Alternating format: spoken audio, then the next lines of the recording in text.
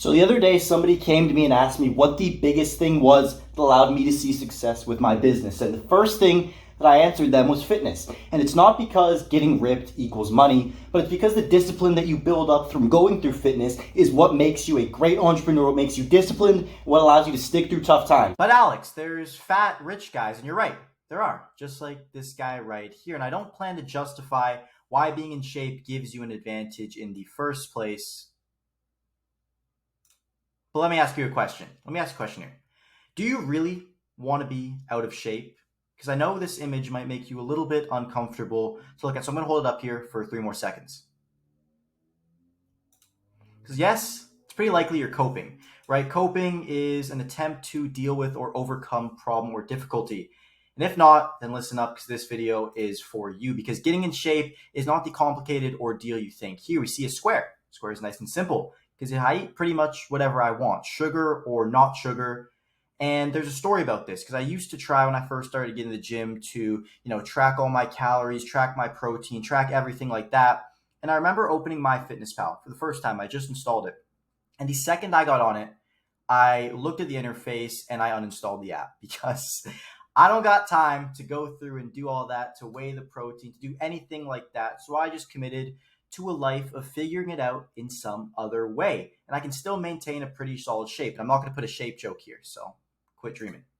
That's because there's only 2 big dominoes to actually getting in shape and to fitness in my world. Domino number 1 is I need you to go to the gym. So screw your workout split, screw your optimal training and hypertrophy. Just show up to the gym as frequently as you want. As long as you don't train same muscle 2 times in a row, just be there and work out. And I do every set to failure personally because I don't buy into a lot of the fitness science stuff. And yeah, they might be right, but that doesn't make it any fun. And to really, nail this in, you really just don't need to have the perfect splitter to go 3 times a week, go to 5 times a week. Just go to the gym, good or bad, long or short. I don't follow a training plan at all. And I mean, I'm not a fitness influencer, as I'll probably tell you right here, but that's only 1.5 years of training. And we're here to make money, right? This is in relation to business and the rest of your life. My bicep does fill out a small men's shirt, so that is all that matters in my book.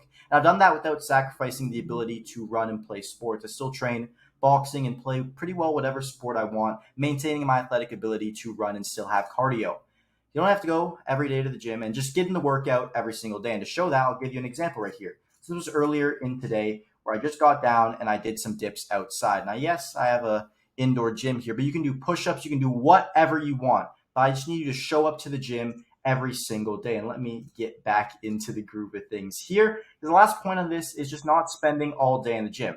20 to 60 minutes max, in my opinion, because if you've got work to do and you're committed, and this happens during the day, I assume, so in the morning or afternoon, I'm not even the type of guy for the workouts, you really need to just get back to work, get back to the tasks that are going to get you what you want.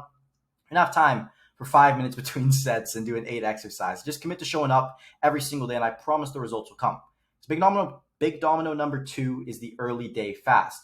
So I eat whatever I want, and understanding that eating 3 meals in a day would send me overboard some days, and I probably have a little bit more of a belly than I do right now. But what I do to counteract that is I don't eat for the first 6 to 8 hours of the day. So that usually brings me anywhere from noon all the way until about 4 p.m., 3 p.m. without eating. And then when I have my first meal there, it's a lot easier and a lot harder to actually go overboard on calories, and I still get in everything I need. I just like to consume as much protein as possible. And I'd recommend a beginner progression if you have never fasted before, done anything like that at all, because yes, it is hard to do when you first begin and it will be uncomfortable. So I recommend building up and progressively overloading your way into being able to fast for that long. And that's how you get the body. And it's pretty simple. Just commit to showing up every day, and I promise you will get that fitness body. So let's talk the benefits, because there are. Right? The first is that the gym is a very, very great thought library.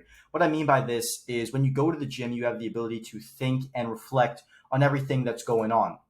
It's very hard to think about your work problems, like what's going wrong, somebody's upset, this didn't go through, that didn't go how I wanted it, when your muscles are being pushed to your limit and you're on the bicep curl wondering if you're going to be able to re-rack the weight or not. Source number 2, or benefit number 2, is a good source of dopamine.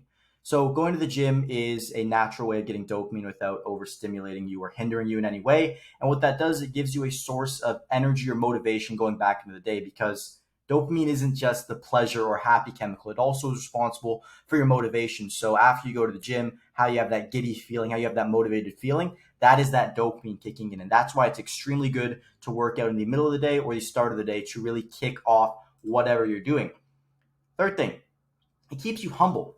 So no matter how good I am at this little computer screen game, I will always lose to the cold steel. Makes me feel grounded in reality to remember that I'm not going to spin out of this world and be just so out of touch with reality, think I'm the greatest. And every day I get reminded that I'm not, which is a great thing because it allows me to just stay humble and stay grounded in everything I do. Benefit number 3 is actually here, and it earns respect from others. So chances are you thought I was a skinny teenager before this, and others have. And what is good about this is that a physique is like a badge of honor. It's a testament to the commitment that you've put in over time and allows others to see it at a glance, which in turn leads to them treating you well, them treating you with respect because they see that you've committed to something that is not easy to do. A myth, big myth here, is that your life changes. So I did not notice an increase in social ability. It's still something I'm working on. And it's not because I'm better or misunderstood or anything like that. It's just that, everyone's got their problems. And that's one of mine if you want to know a little bit about my life. But the whole big thing here is that if you commit to working out, you will have those benefits that allow you to get better because if you go to the gym, you will not regret it. And I appreciate you taking the time to watch this video, and I'll see you in the gym.